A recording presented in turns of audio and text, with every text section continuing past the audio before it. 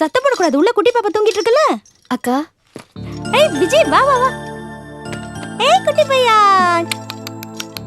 ஏய் வா வா உட்காரு. எப்படி இருக்க? என்ன பால்ல ஒழுங்கா சாப்பிடுறனா? தமிழ் தம்பி பாப்பா கேட்டல இது பாரு வந்திருக்கான் பாரு. பாரு பாரு பாரு பாரு பாரு. அக்கா பாருடி செல்லோ. அக்கா பாருடி செல்லோ. என்னடி குட்டி? என் பொட்டு குட்டி. அக்கா குடிக்கிறதுக்கு கொஞ்சம் தண்ணி கூட. இரு இது வர புடி.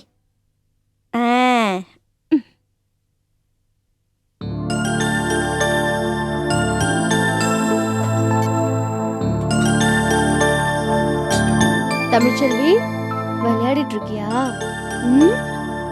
இந்தா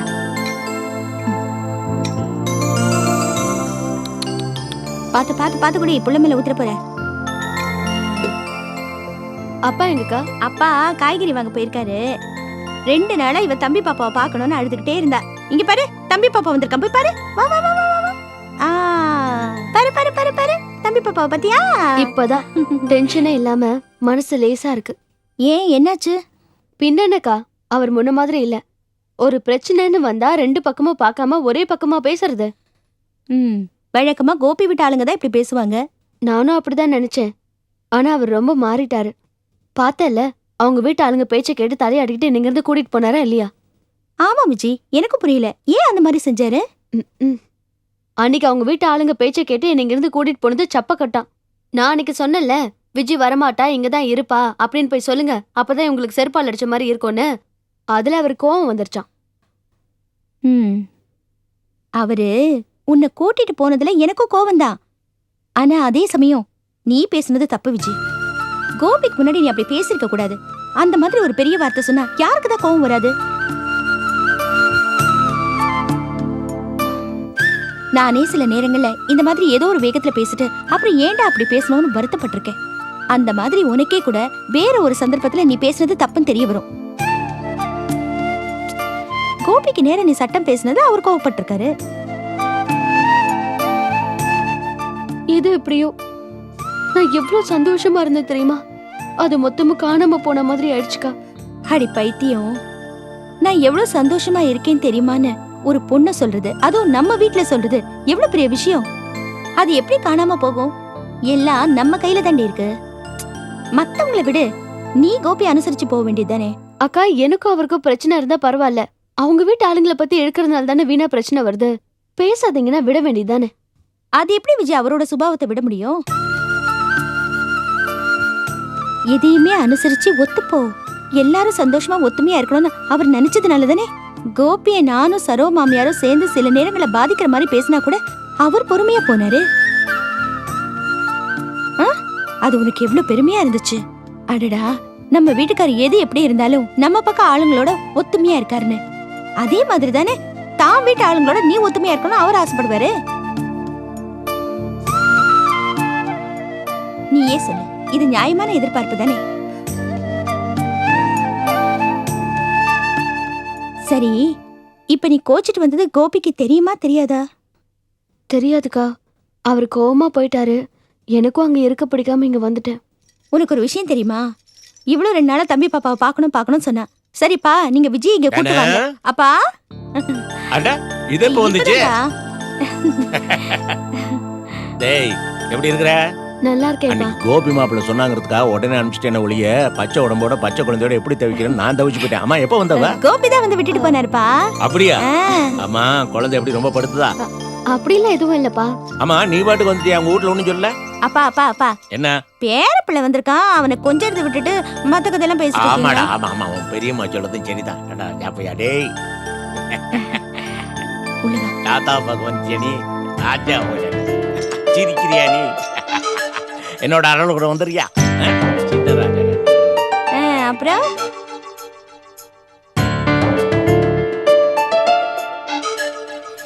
நீ பாட்டுக்கு ஏதாவது உளறிட போற. நான் அப்பா கிட்ட எதுக்கு கோபி வந்து விட்டுட்டு போனார்னு சொன்னேன்னா, உனக்கு ஒரு விஷயம் தெரியுமா? உன்னை இங்க 2 நாள் கூட்டு வந்து வச்சுக்கலாம்னு சொன்னேன்ல, அதுக்கு அப்பா என்ன தெரியுமா சொன்னாரு? அதெல்லாம் வேண்டாம், இப்போதைக்கு எனக்கு இருக்கிற நிம்மதி சந்தோஷம் எல்லாம் விஜய் மட்டும் தான் கவலை இல்லாம பிரச்சனை இல்லாம சந்தோஷமா இருக்கான்னு. அதுக்கு தான் நான் அப்படி சொன்னேன். புரிஞ்சுதா? சரிக்கா.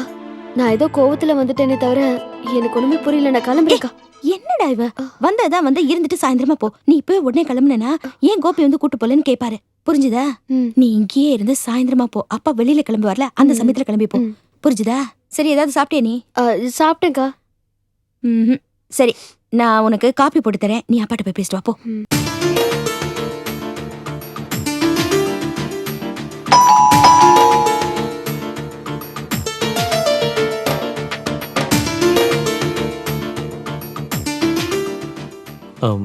வணக்கம் சார். வணக்கம். என் பேர் முரளி, ரமேஷோட ஃப்ரெண்டு.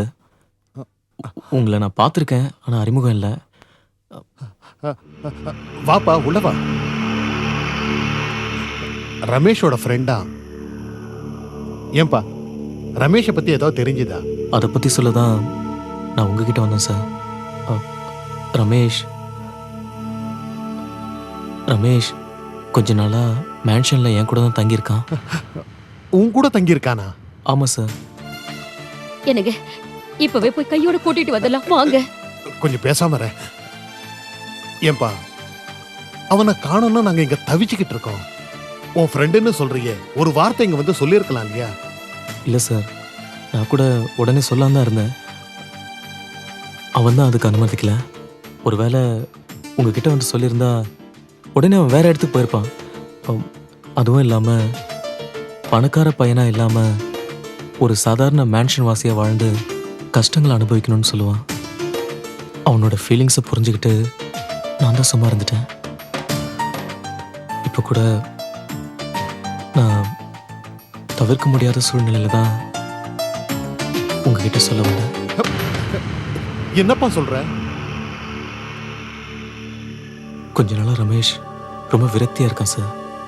குடிக்கிறான், ரொம்ப மனசு உடைச்சு பேசுறான். இனிமே வாழ்க்கையில் என்ன இருக்கு, நிம்மதியே இல்லை, அப்படி இப்படி என்னென்னமோ புலம்புறான் சார். எனக்கு என்ன பண்றதுன்னே தெரியல சார். அதான் என்னங்க இதெல்லாம்? கொஞ்சம் அமைதியா இரு. ஏன்பா என்னப்பா இதெல்லாம்?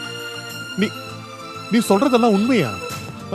அவன் அவன் அவன் மனசுல அப்படி என்னதாப்பா இருக்கு?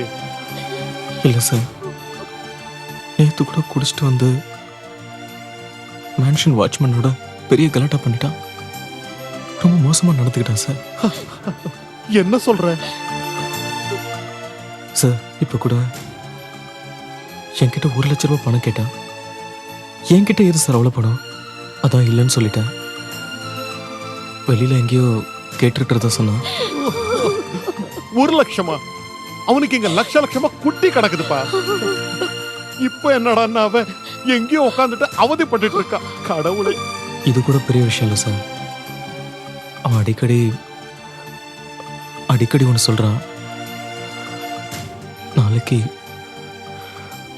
நாளைக்கு அவன் இருக்க போறது இல்லைன்னு அப்படி இப்படின்னு என்னமோ சொல்றான் சார். என்ன? ஆமா சார், அவன் அப்படிதான் சொன்னான். நாளைக்கு நான் இருக்க போறது இல்லைன்னு சொன்னான். நான் எந்த அர்த்தத்துல எடுத்துக்கிறது? ஏன் தம்பி, அவன் இப்ப எங்க இருக்கான் அதை சொல்ல. காலையில சீக்கிரமா எழுந்து போயிட்டான் சார். நான் வர வரைக்கும் அவன் வரல. அதான் கொஞ்சம் பயமா இருக்கு. என்னங்க இது? என்ன தம்பி இதெல்லாம்? எல்லாத்தையும் முத்த விட்டுட்டு இப்போ வந்து சொல்றீங்களே. ஐயோ, என்ன மன்னிச்சிருங்கம்மா, என் சூழ்நிலைமா அப்படி. ஐயோ, நீ ஏன்பா மன்னிப்பு கேக்குற? எங்க புள்ள உயிரோட சித்திரவதை பண்ணணும்னு முடிவே பண்ணிட்டான். உன் மேல எதுக்கு நாங்க தப்பு சொல்ல முடியும்? சரி, ஒருவேளை அவன் அந்த மென்ஷனுக்கு வந்திருக்கலாம். நாம போய் பார்க்கலாம் வா. என்னங்க நானும் வரேங்க. இருமா, நான் போய் என்ன ஏதுன்னு பார்த்துட்டு வரேன். இரு. இல்லங்க, என்னங்க இரண்டி, ஏற்கனவே நானே டென்ஷன்ல இருக்க, கூட சேர்ந்து நீ கொஞ்சம் பொறுமையா இரு. நான் போய் பார்த்துட்டு வரேன்.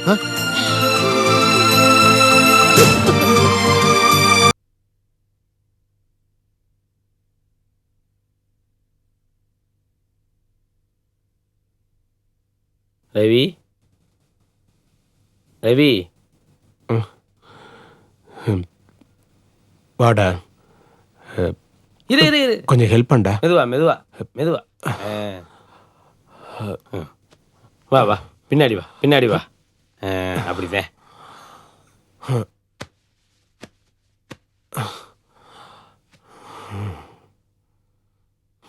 இந்தாங்க தம்பி, நீங்கள் இதில் உட்காருங்க. இருக்கட்டுப்பா. என்னடா துக்கம் விசாரிக்கிறதுக்காக வந்தியா? என்னடா இப்படி கேட்குற? நம்ம ரவிக்கு இப்படி ஆயிடுச்சேன்னு பதறி போய் ஓடி வந்தேன். ரொம்ப தேங்க்ஸ்ரா. இதுக்கு எதுக்குடா தேங்க்ஸு? இந்த உலகத்திலேயே யாருக்கும் என் மேல பிரியம் இல்லாம போயிடுச்சு. பழகின பழக்கத்துக்காக விஷயம் கேள்விப்பட்டு ஓடி வந்து பார்த்த பாரு, அதுக்கு தான்டா தேங்க்ஸ். அதை விடுற. அது சரி, எப்படி ஆச்சு? நீயே எலக்ட்ரிக் ஷாப் வச்சிருக்கவே, நீ எப்படிடா கேர்லெஸ்ஸா இருந்த? விதிடா, எல்லாம் விதி. ஒரு மனுஷன் பிறக்கும் போது கடவுள் அவன் தலையில ஒன்று எழுதுறாரு, கல்யாணம் ஆகும் பொழுது இன்னொன்னு எழுதுறாரு. எனக்கு கல்யாணத்தப்ப எழுதுனது தான் தப்பா எழுதிட்டாரு. என்னடா சொல்ற? ஆமாடா, நான் கல்யாணத்துக்கு முன்னாடி சாதாரணமா தான் இருந்தேன். என்னைக்கு எனக்கு கல்யாணம் ஆச்சோ அப்பவே நிம்மதி போயிடுச்சு. ஒவ்வொரு நிமிஷமும் டென்ஷன், ஒவ்வொரு நாளும் பிரச்சனை. நான் தூங்கியே பல வருஷம் ஆச்சு. ருசி இல்லாத சாப்பாடு, என் வாழ்க்கையே சூனியமா போயிடுச்சுடா.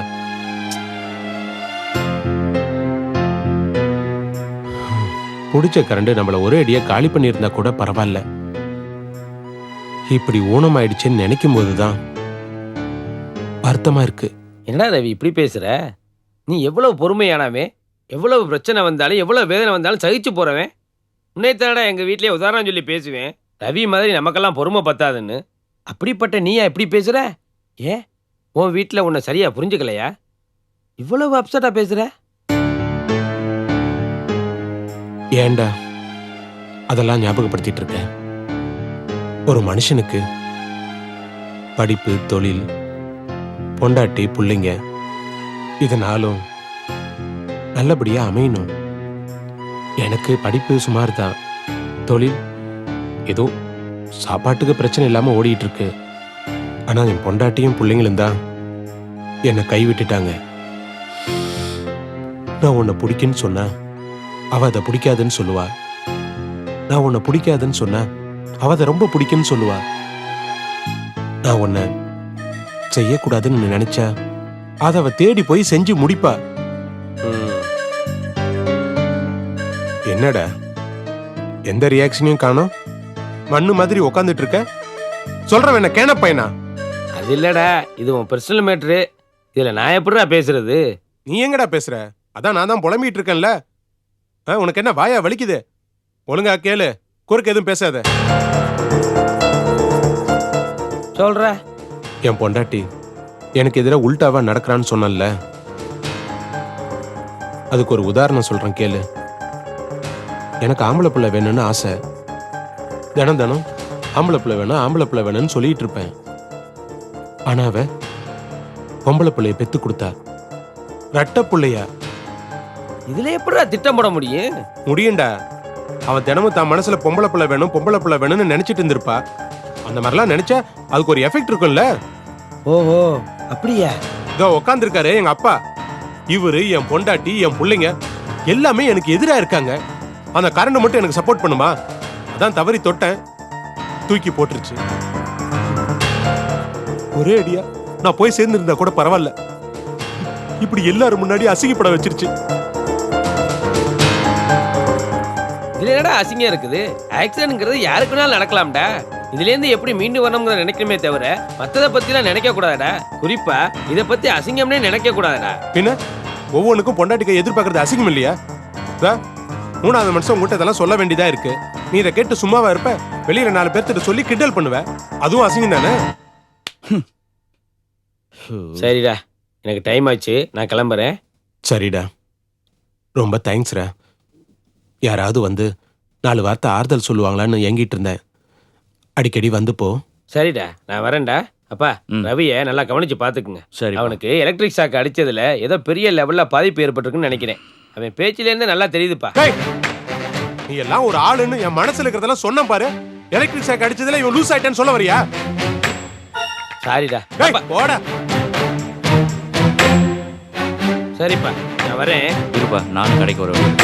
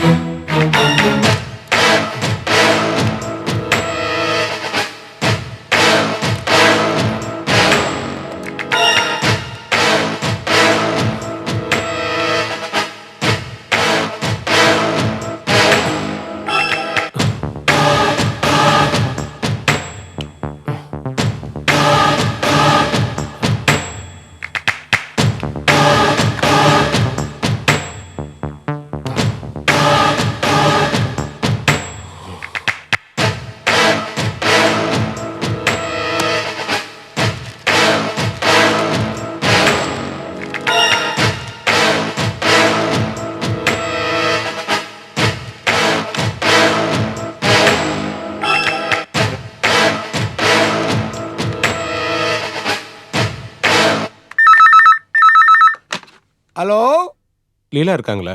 லீலாங்களா? ஆமாங்க. ஏம்மா லீலா, போன் உனக்கு தான்.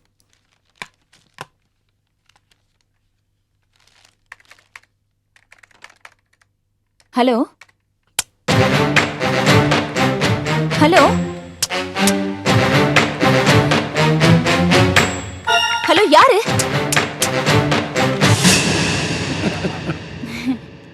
ம்.